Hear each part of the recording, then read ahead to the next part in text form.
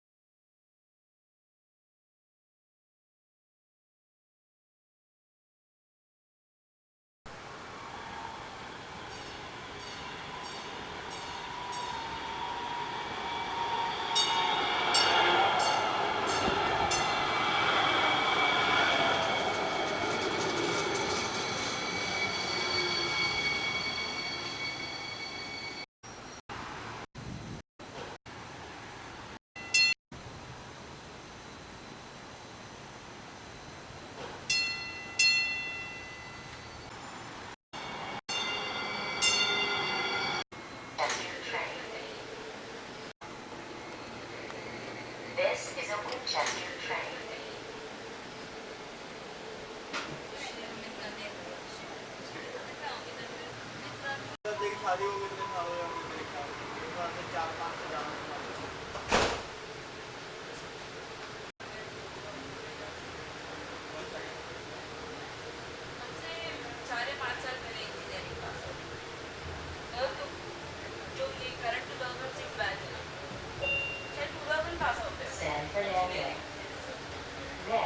station, San Fernando.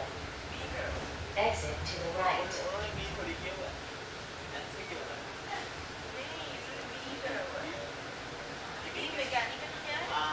और फिर सीधा कर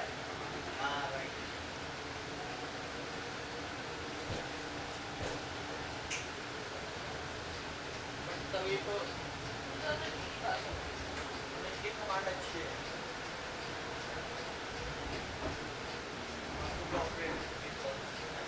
खेलते हैं कोई भी चीज़ ऐसी मिस्टेक टाइप इसीलिए कर लेगा नहीं चलते नहीं जाएगा नेक्स्ट कर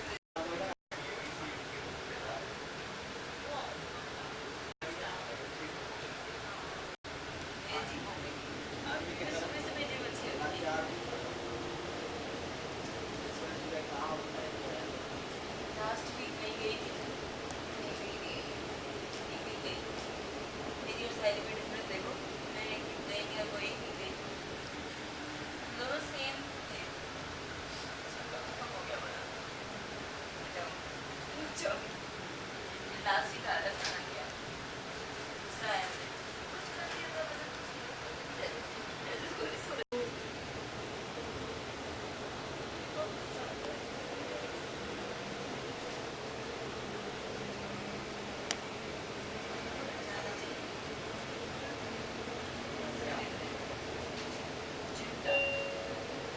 San Fernando. Look both ways before crossing the tracks. Shift तो अगर इधर से और उसके तरफ से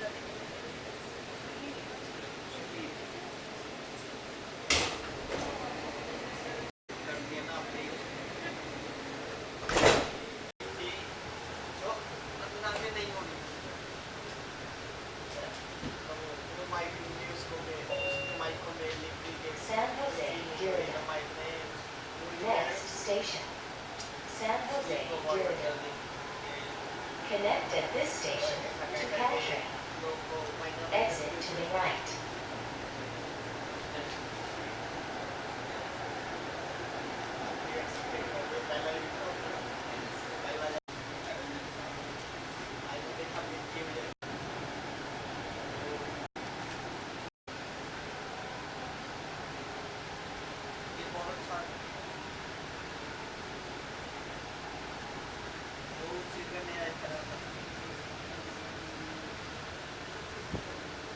cycle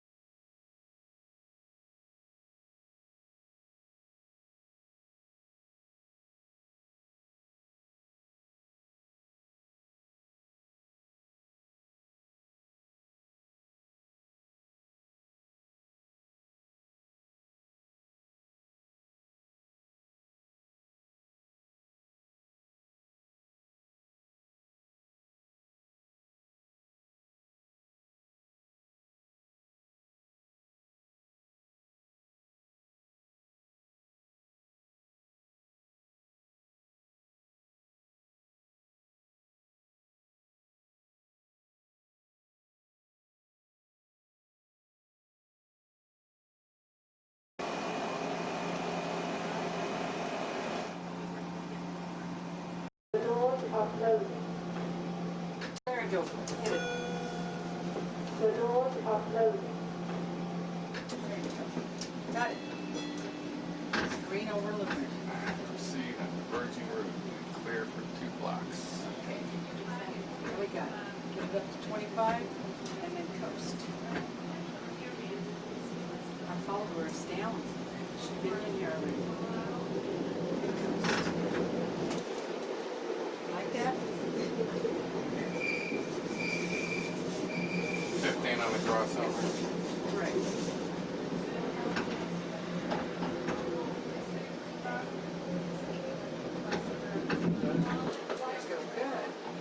Thank you, Ricky. We got new operators, new student operators for a new line that's opening up. Classes already, I guess, this year. The third day up to Yeah. nicely. You want to start hard, go for it. Up to single spot. Okay.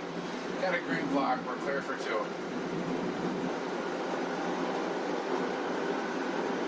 With me? Do you like trains? Count station. Next station, count station, makes 11.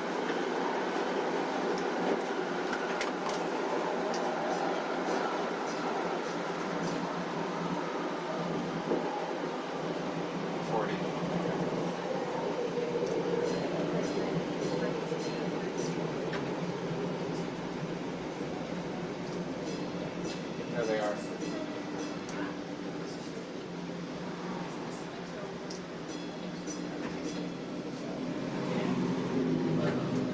Back on.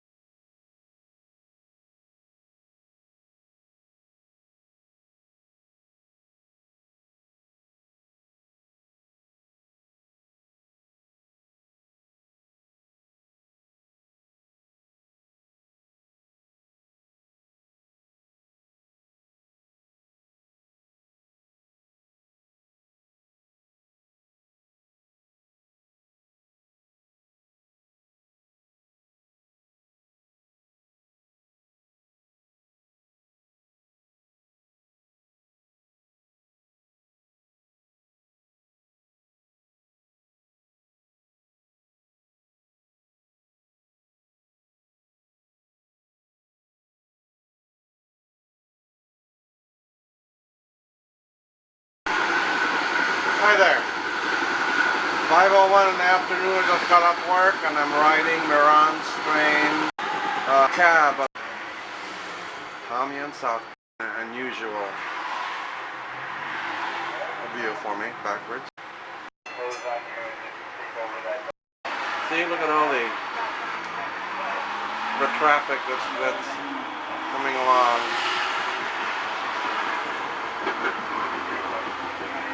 Early evening traffic in San Jose, Highway 87 southbound.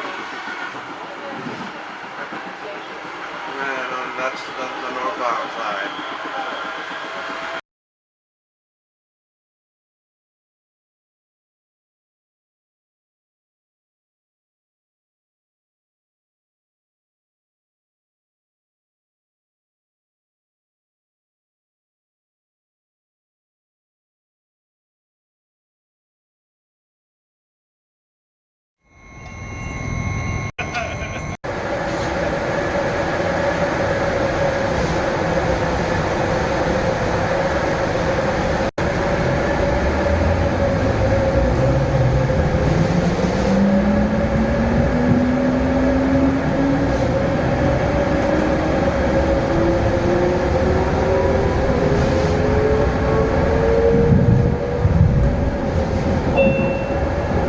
Oak Ridge.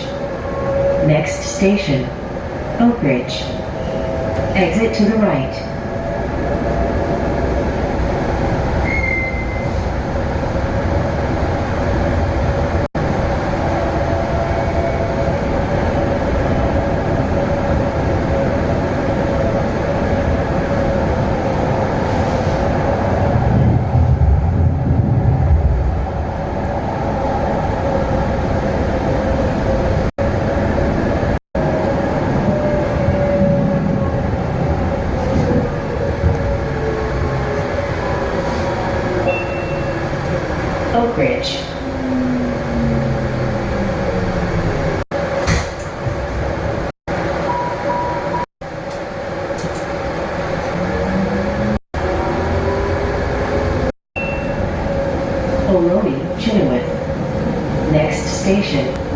Ohlone, Chynoweth. End of the line. Transfer here for trains to Santa Teresa and Allen Rock. Exit to the left.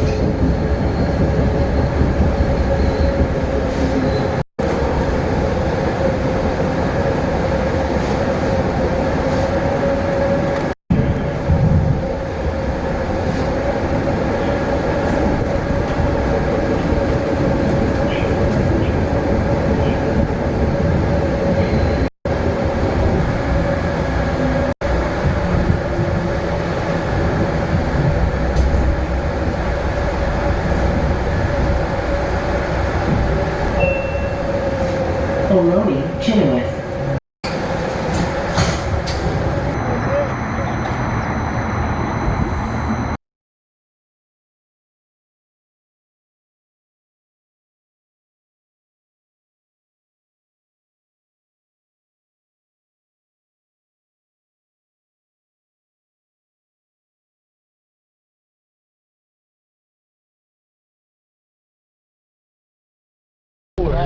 You always see VTA light rail crowded after a Sharks game, especially after the Sharks.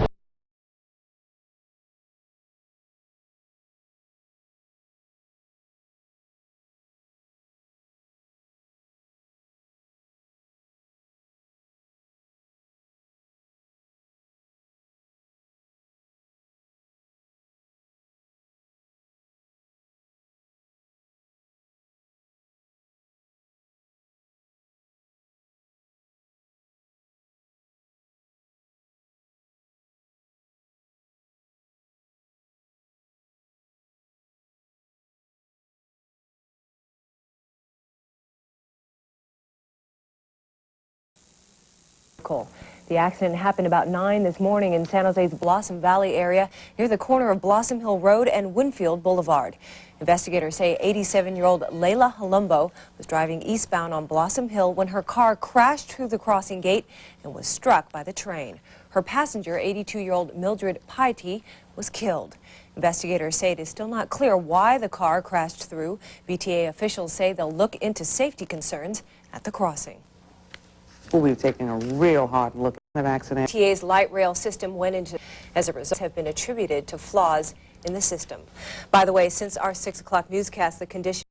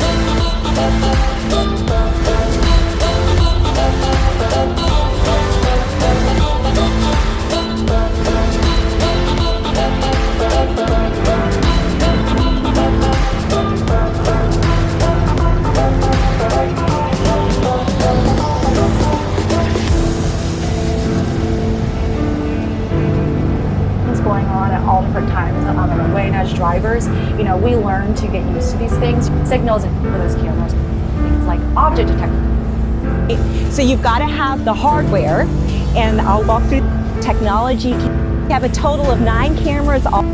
Relatively new, LiDAR has actually been around for quite some time. It was developed in the 1960s, and it was actually used on an accurate picture of an environment. Here's how it works. The system fires millions of laser pulses, pew, pew, pew, every second in every direction. They bounce off surrounding objects to create a detailed 3D picture of the surroundings. That includes everything from buildings to other cars, people, and animals.